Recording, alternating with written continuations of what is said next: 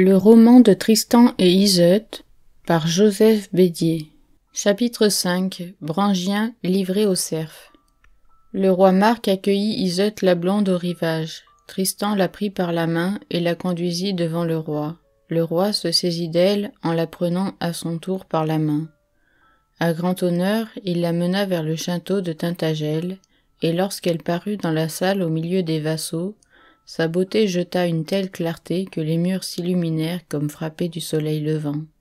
Alors le roi Marc loua les hirondelles qui par belle courtoisie lui avaient porté le cheveu d'or. Il loua Tristan et les 100 chevaliers qui sur la nef aventureuse étaient allés lui quérir la joie de ses yeux et de son cœur.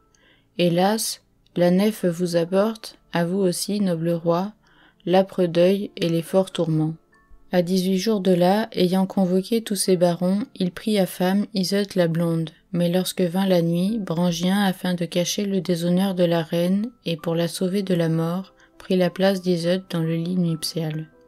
En châtiment de la malgarde qu'elle avait faite sur la mer, et pour l'amour de son ami, elle lui sacrifia, la fidèle, la pureté de son corps. L'obscurité de la nuit cacha au roi sa ruse et sa honte. Les conteurs prétendent ici que Brangien n'avait pas jeté dans la mer le flacon de vin herbé, non tout à fait vidé par les amants, mais qu'au matin, après que sa dame fut entrée à son tour dans le lit du roi Marc, Brangien versa dans une coupe ce qui restait du philtre et la présenta aux époux, que Marc y but largement, et qu'Iseut jeta sa part à la dérober. Mais sachez, Seigneur, que ces conteurs ont corrompu l'histoire et l'ont faussée. S'ils ont imaginé ce mensonge, c'est faute de comprendre le merveilleux amour que Marc porta toujours à la reine. Certes, comme vous l'entendrez bientôt, jamais, malgré l'angoisse, le tourment et les terribles représailles, Marc ne put chasser de son cœur Iseut ni Tristan. Mais sachez, Seigneur, qu'il n'avait pas bu le vin herbé, ni poison ni sortilège. Seule la tendre noblesse de son cœur lui inspira d'aimer. Iseut est reine et semble vivre en joie. Iseut est reine et vit en tristesse. Iseut a la tendresse du roi Marc, les barons l'honneur, et ceux de la gente menue la chérissent. Iseut passe le jour dans les chambres richement peintes et jonchées de fleurs. Iseut a les nobles joyaux, les draps de pourpre et les tapis venus de Thessalie, les chants des harpeurs et les courtines où sont ouvrés léopards, alérions, papegots et toutes les bêtes de la mer et des bois. Iseut a ses vives, ses belles amours, et Tristan auprès d'elle à loisir, et le jour et la nuit, car ainsi que veut la coutume chez les hauts seigneurs, il couche dans la chambre royale, parmi les privés et les fidèles. Iseut tremble pourtant. Pourquoi trembler? Ne tient-elle pas ses amours secrètes? Qui soupçonnerait Tristan? Qui donc soupçonnerait un fils? Qui la voit? Qui l'épie? Quel témoin? Oui, un témoin l'épie, Brangien.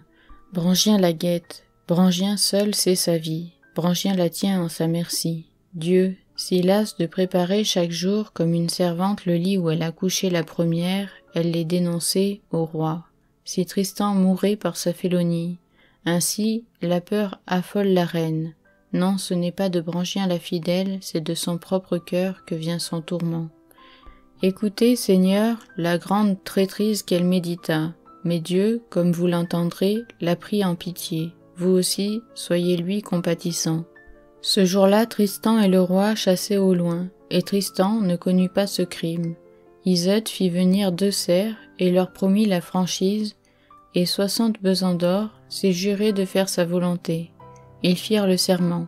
« Je vous donnerai donc, dit-elle, une jeune fille. Vous l'emmènerez dans la forêt, loin ou près, mais en tel lieu que nul ne découvre jamais l'aventure. Là vous la tuerez et me rapporterez sa langue. Retenez pour me les répéter les paroles qu'elle aura dites. Allez, à votre retour, vous serez des hommes affranchis et riches. » Puis elle appela Brangien. « Ami, tu vois comme mon corps languit et souffre, n'iras-tu pas me chercher dans la forêt les plantes qui conviennent à ce mal? 2 cerfs sont là qui te conduiront. Ils savent où croissent les herbes efficaces. Suis-les donc, sœur. Sache-le bien, si je t'envoie à la forêt, c'est qu'il y va de mon repos et de ma vie. » Les cerfs l'emmenèrent, venus au bois, elle voulut s'arrêter car les plantes salutaires croissaient autour d'elle en suffisance, mais ils l'entraînèrent plus loin. « Viens, jeune fille, ce n'est pas ici le lieu convenable. » Un des cerfs marchait devant elle. Son compagnon la suivait. Plus de sentiers frayés, mais des ronces, des épines et des chardons emmêlés. Alors l'homme qui marchait le premier tira son épée et se retourna. Elle se rejeta vers l'autre cerf pour lui demander aide. Il tenait aussi l'épée nue à son poing et dit « Jeune fille, il nous faut te tuer. » Brangien tomba sur l'herbe et ses bras tentaient d'écarter la pointe des épées.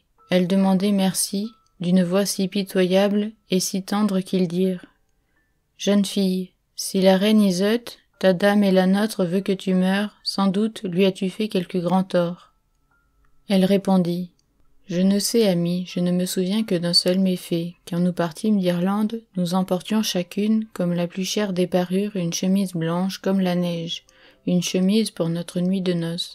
Sur la mer, il advint qu'Iseut déchira sa chemise nuptiale. Et pour la nuit de ses noces, je lui ai prêté la mienne. Ami, voilà tout le tort que je lui ai fait. Mais puisqu'elle veut que je meure, dites-lui que je lui mande salut et amour et que je la remercie de tout ce qu'elle m'a fait de bien et d'honneur depuis qu'enfant, ravi par des pirates, j'ai été vendu à sa mère et voué à la servir. Que Dieu, dans sa bonté, garde son honneur, son corps, sa vie. Frère, frappez maintenant. » Les cerfs eurent pitié. Ils tinrent conseil, et jugeant que peut-être un tel méfait ne valait point la mort, ils la lièrent à un arbre. Puis ils tuèrent un jeune chien. L'un d'eux lui coupa la langue, la serra dans un pan de sa gonelle, et tous deux reparurent ainsi devant Iseut. « A-t-elle parlé ?» demanda-t-elle anxieuse. « Oui, reine, elle a parlé. Elle a dit que vous étiez irritée à cause d'un seul tort. Vous aviez déchiré sur la mer une chemise blanche comme neige que vous apportiez d'Irlande. Elle vous a prêté la sienne au soir de vos noces. C'était là, disait-elle, son seul crime. Elle vous a rendu grâce pour tant de bienfaits reçus de vous dès l'enfance. Elle a prié Dieu de protéger votre honneur et votre vie. Elle vous mande salut et amour. Reine, voici sa langue que nous vous apportons. »« Meurtrier !» cria Iseut. « Rendez-moi Brangien, ma chère servante. Ne savez-vous pas qu'elle était ma seule amie ? Meurtrier, rendez-la-moi. »« Reine, on dit justement, femme change en peu d'heures, au même temps femme rit, pleure, aime et... nous l'avons tuée puisque vous l'avez commandée. »« Comment l'aurais-je commandée ? Pour quel méfait ? N'était-ce pas ma chère compagne, la douce, la fidèle, la belle ? Vous le saviez, meurtrier. Je l'avais envoyée chercher des herbes salutaires, et je vous l'ai confiée pour que vous la protégiez sur cette route. Mais je dirai que vous l'avez tuée, et vous serez brûlée sur des charbons. Reine, sachez donc qu'elle vit et que nous vous la ramènerons saine et sauve. » Mais elle ne les croyait pas, et comme égarée, tour à tour maudissait les meurtriers et se maudissait elle-même. Elle retint un des cerfs auprès d'elle, tandis que l'autre se hâtait vers l'arbre où Brangien était attaché. « Belle, Dieu vous a fait merci, et voilà que votre dame vous rappelle. » Quand elle parut devant Iseut, Brangien s'agenouilla, lui demandant de lui pardonner ses torts. Mais la reine était aussi tombée à genoux devant elle, et toutes deux, embrassées, se pâmèrent longuement.